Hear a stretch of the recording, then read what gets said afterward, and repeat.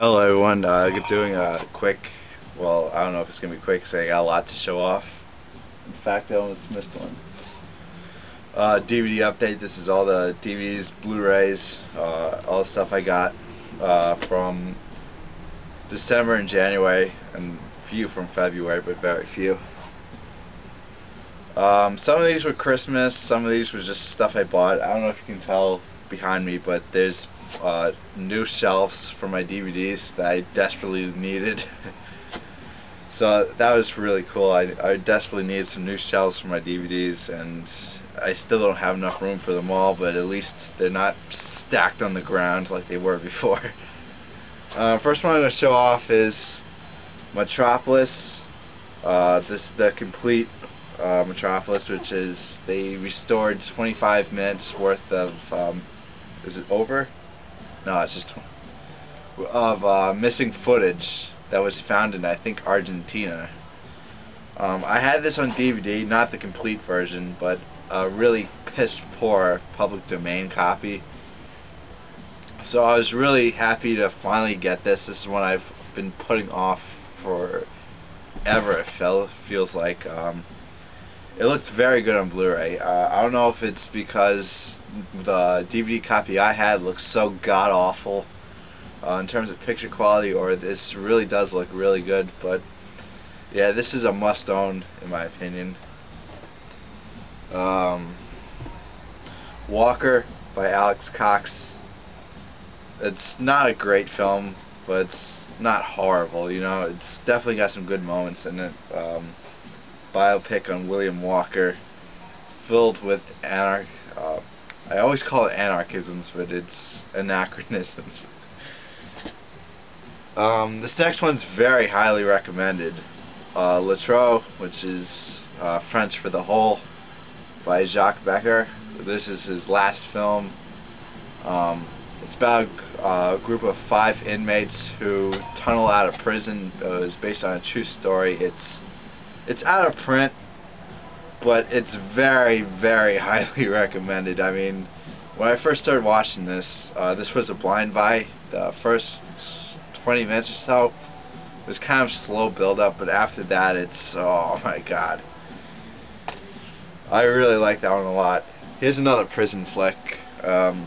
Brute Force. This came with a loose disc, and unfortunately it is scratched, but I was able to get a refund without having to send this back, so I essentially got this for free. I tried buffing out the disc, but I couldn't get to work. Excuse me. Sorry, my dog's bothering me. Yeah, so this disc is pretty much ruined, but luckily I found another person that was selling the disc. I found another copy of this for $8. So I ordered it. You know, since I got this for free, it's no big loss that I bought it twice. Ali, Fear Eats the Soul by Rainier Werner Fassbender. Now the only Fassbender film I need to own them all, or at least all the Criterion Fassbender films, is World on a Wire, which comes out February 21st, I think. Yeah, I'm definitely getting that, preferably on Blu-ray. Alright. This next one's out of print. Orphic Trilogy, which contains Testament of Orpheus, which is very highly recommended. I love this film. And Blood of a Poet, which is very, let me just say it's very surreal. It's very weird. It's Cocteau's first film, and it's weird. Let's just say that. This entire box set's out of print, except with the exception of Orpheus. Orpheus was out of print because you could only get these films through the box set, and Orpheus was actually brought back into print by the Criterion collection. So I've created my own hypotheses of why this set went out of print, because I've noticed on the back of Blood of a Poet and Testament of Orpheus, that the Studio Canal logo is on the back of them, but not on the back of Orpheus. So I think this kind of went out of print only because the other two films in the box that had to go out of print.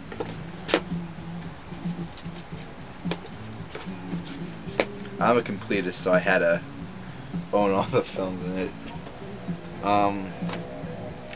Letters from Fontenas, 3 films by Pedro Casa, 3 Portuguese films, Colossal Youth, In Vanda's Room, Os Osos, which is the only film I watched in this set, and the supplements, which has the booklet in it.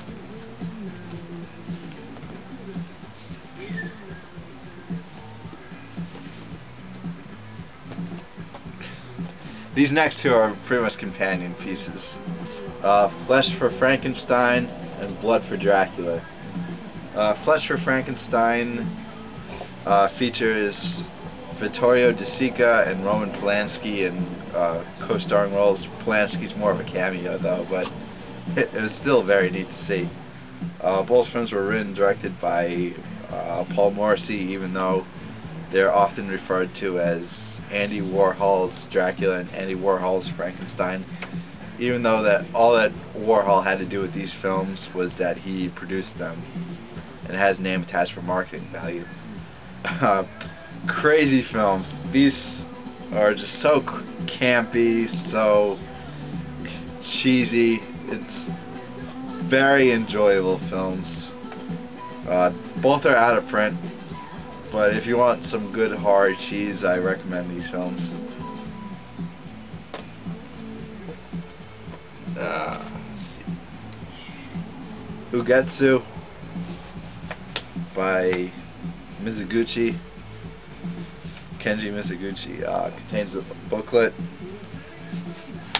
The film's amazing, by the way, and the documentary on Kenji Mizuguchi.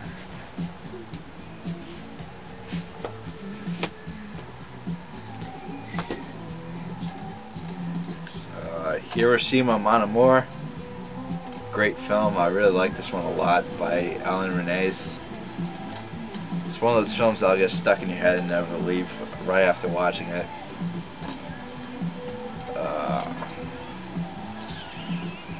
Yep. Kwaidan by Masaki Kobayashi, winner of the Special Jury Prize of the Cannes Film Festival in 1965. It's very good, but it's definitely one that could it needs a Blu-ray. I mean, this is one of those films where you just watch it and think, man, this would look amazing on Blu-ray. Make Way for Tomorrow, which is America's Tokyo Story. Very sad, but also very good. Senso, I like this one a lot, by Luchino Visconti. I was actually surprised at how much I like this film. I highly recommend this one. Wish I got it in blue, but I do have some Blu-rays to show off. Belle de Jour by Luis Buñuel. This is, unless Criterion releases Persona or Los Olvidados or City Lights, this is going to be release of the year. Mark my words. Yeah, this film is amazing, and I got this with free shipping, because I pre-ordered it on Amazon with free shipping, free 2-day shipping, because I had Amazon Prime for a while. So this actually got here the day it was released, so I thought that was really neat. Ivan's Childhood by Andrei Tarkovsky. This is one film that actually does not need a Blu-ray. I mean, it looks amazing. This is probably the best looking black and white film on DVD. It is really impressive in terms of picture quality. This was Tarkovsky's first film, and it's very good. This next one is amazing. I mean, this next one is one you have to own. Andrei Rublev by Tarkovsky. Incredible film. This is one that I don't know if you should wait or just get the DVD, but this is one that I really love. 205 minutes long, but not a dull second.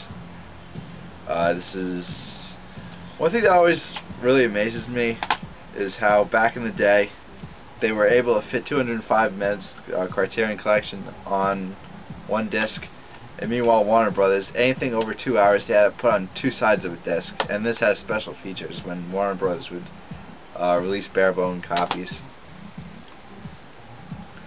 The Only Son and There Was a Father, I like both films, but I liked The Only Son more, by Ozu. A little heads up, picture quality and sound quality are terrible on these films. More in a way of the original negatives were in bad shape since they're old films. These were some of Ozu's first sound films. Yeah. Pandora's Box. 2 discs. And a really thick booklet. I mean, this is, I think, 97 pages. They don't make women like Louise Brooks anymore. She's absolutely gorgeous and unbelievable in this film. This is very highly recommended. This is one of the essential silent films to see. 3 silent classics by Joseph von Sternberg. Docks of New York. The Last Command, which I liked a lot. This is my favorite of the set. Underworld, which is cited as the first American gangster film, well, the film that started the American gangster craze of the 30s. The Last Command, Emil Jannings won the first Best Actor award, and Docks of New York won the first Best Screenplay Academy Award. And a really thick booklet, about 90-something pages.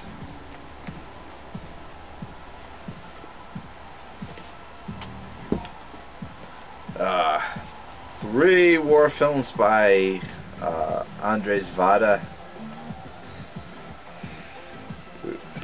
Generation, which features a really young Roman Polanski.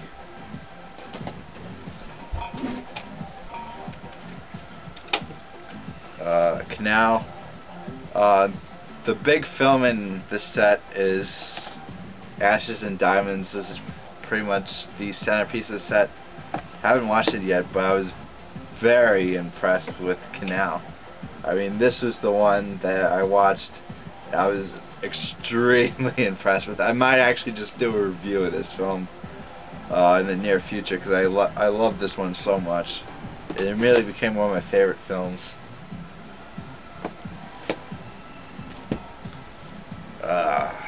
In my opinion, this next one is Ingmar Bergman's most underrated film, and that's Autumn Sonata. This one also came with a loose disc, but I haven't watched it yet, but I inspected like each individual scene and stuff like that, but it seems to play fine. Yeah, this stars Ingrid Bergman, and it's the first ever and only time Ingrid Bergman and Ingmar Bergman were ever combined with one film. Next one, Sid and Nancy. This is out of print. This one also came with a loose disc, but I inspected it. It seems to play fine, and I have the MGM title. I think I might just give this one away or trade it off if I play this and this one plays fine. The other one was just tied me over till I get this one. But anyway, lots of great special features on this one. Even if I already own the film, this was great to own as a fan of the Sex Pistols, because it's got a lot of great archive footage of the Sex Pistols. And a lot of great audio commentary by a bunch of people that knew the Sex Pistols, some rock historians and all that kind of stuff. Last Year at Marienbad. Do not blind buy this film. This is one that a lot of people hate. I don't hate it, but I definitely have problems with it. I like it, but it's the kind of like where let me just say this. My main thing with this film, this almost is a very good film, but it has one almost fatal flaw. Is that the main character of this film, throughout the entire runtime of the film, is constantly pestering Cyrig's character about how they met last year at Marienbad, and it gets incredibly annoying. By the end of the film, it's really annoying. Let me just say that. But otherwise, everything else is very well made about it. Got it on Blu-ray. Another Blu-ray film, Beauty and the Beast. This is one that had always escaped my grasp. I've always never got around to seeing it, but finally picked this up, and this is an amazing film. I don't know why it took me so long to see it. This is a really, let me just say that this is one you have to own. This is an unbelievable film by Jean Cocteau. And last, Merry Christmas, Mr. Lawrence on Blu-ray by Nagisha Oshima. Sorry. Stars David Bowie and Ryuichi Sakamoto, who also did the score for the music for the film, which is very good, by the way. And he also won the Academy Award for Best Original Music for The Last Emperor back in 1987. I've seen this before I got it, but it's good, but it's not great. It's one of those films that does have a lot of great moments and could have been great, but it's just it's good, but it's not anything special. So, thanks for watching, and I'm sorry it took so long to make this video.